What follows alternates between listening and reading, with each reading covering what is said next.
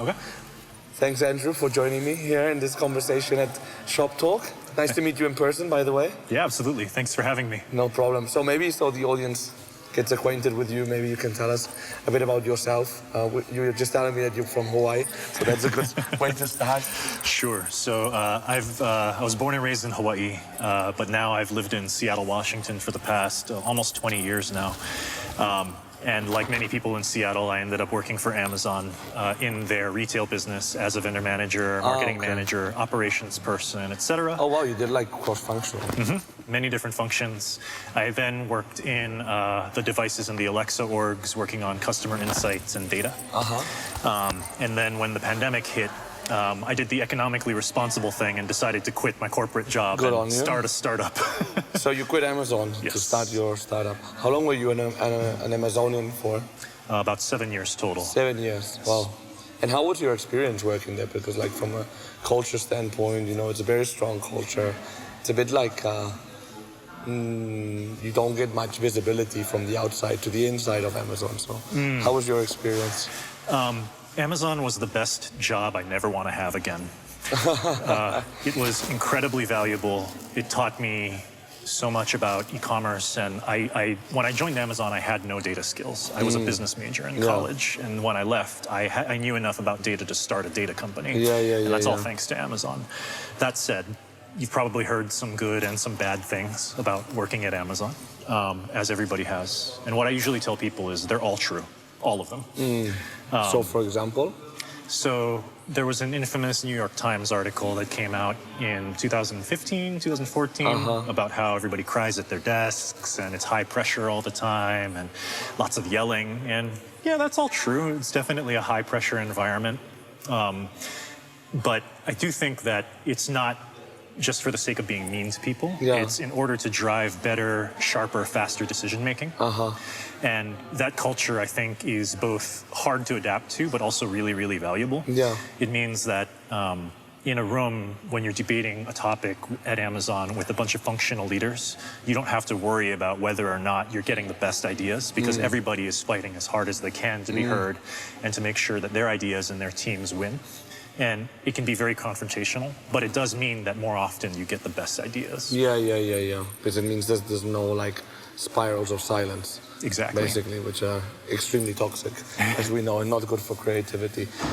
So what took you to like start your own business? Did you start it through like when the pandemic had started? Had you already taken the decision and you just went through with it?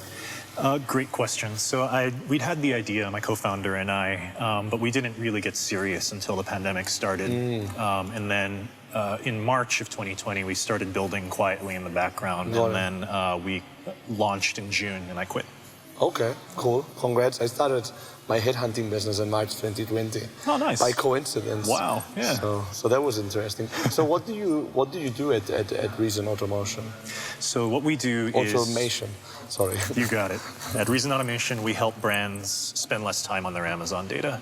So anybody that's ever sold on Amazon as a vendor or a seller has had to deal with Vendor and Seller Central and the less than perfect interfaces and reporting that you get there. But then also, even as Amazon has rolled out APIs, they've been very well documented, but still a lot of development work to create interfaces for. And if you're a giant corporation, you might have those resources internally, but is that the best use of your engineering resources to get data out? How you get the data isn't a competitive advantage. What you do with the analysis is.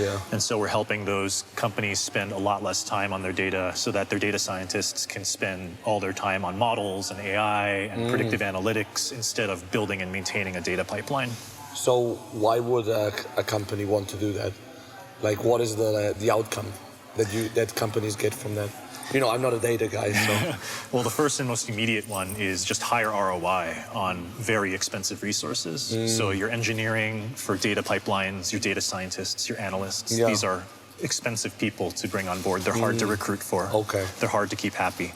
And a lot of times companies hire them in expecting them to be immediately do things like forecasting and machine learning models and whatnot. But the data scientists and these engineers discover that nothing is set up for them to be successful. So 80–90% of their job is just getting data, making data ready for analysis. Sometimes that can even mean literally logging into Vendor Central and downloading reports of Seller Central every day, because that's their fastest path to getting data. Yeah. And so for those folks, we're automating away all of that work so that they can spend all of that time on actually producing, which companies love. But it also makes their job satisfaction quite a bit higher. Yeah. Because they can be more focused on strategic stuff, no? Exactly. It also ends up reducing friction from adding more data. If it's hard to get data, then your appetite for adding more into your insights is less. But if it's easy to get data, then you can go a bit further, no? Exactly. Every time you think of something new that you want to analyze, you say, cool, let's go get it. That's what we help brands do. And you help brands don't really mind what sector they're at, as long as they sell on Amazon? Exactly. We're agnostic, but agnostic, that's the word I was looking for. But I will admit that there are certain verticals that find more value in our data because they have more data to deal with. In particular, brands with either fast-moving catalogs, like high sales volume, or with very large catalogs.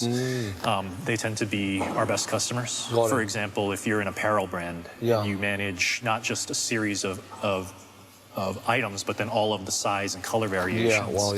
Needing to be able to do analysis on that through Vendor Seller Central UI is painful. What you need is to get the data out, tag it with all your own sizes, colors, your own manufacturer part numbers, etc. Feed it into your ERP, and then you do the analysis. And silly question, how do you guys actually get that data, and you save your clients time doing it? How can you do it more efficiently? So we built a series of applications that allow us to get data first from Amazon's own APIs. Amazon has both published APIs like the Selling Partner and the Amazon Ads API, as well as a bunch of other child APIs within those suites. We built systems to not only get data from those, but then to validate it at a very high level of accuracy, and to do things like restate historical data, because anybody that's worked with Amazon data knows they change the data over time. If you download a report today and then download the same report 2 weeks from now, the data is different. And so a big pain point for brands is, why doesn't my database match Seller Central or Vendor Central? So you help companies have that data, their own data saved, no? Exactly. Not depend on Amazon. Exactly. That's interesting. How, there's been these layoffs at Amazon, and I know that they're in Europe, for example, they're changing their vendor management model to be European instead of country-based, I believe. What changes are you seeing, and how are you advising your clients to better work with Amazon?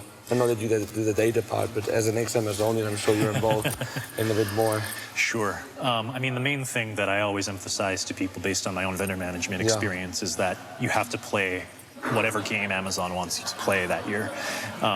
Even if it doesn't feel good. Amazon is the giant 800-pound gorilla in the room. They get to dictate a lot of the rules and the terms, and trying to completely not participate is a losing strategy.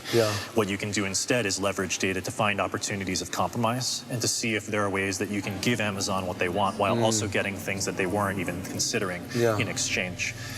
From a data perspective, you brought up the way that European businesses are being changed a little bit, not only from the structure of how Amazon manages it, but then even things like the cutting out of distributors. That was a big splash in the news a month ago.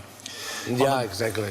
On the data side, what we see is Amazon is making a lot of changes to how they vend data for European customers in particular, and it's causing both happiness and sadness. Why?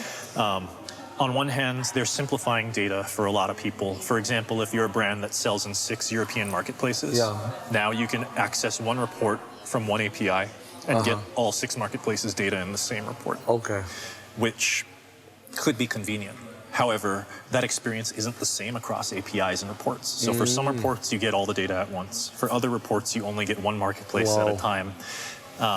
And as we all know, there are a lot of rules in Europe about where you store data depending on where it comes from, which country, etc. So it's not clear to me how Amazon is helping brands manage that.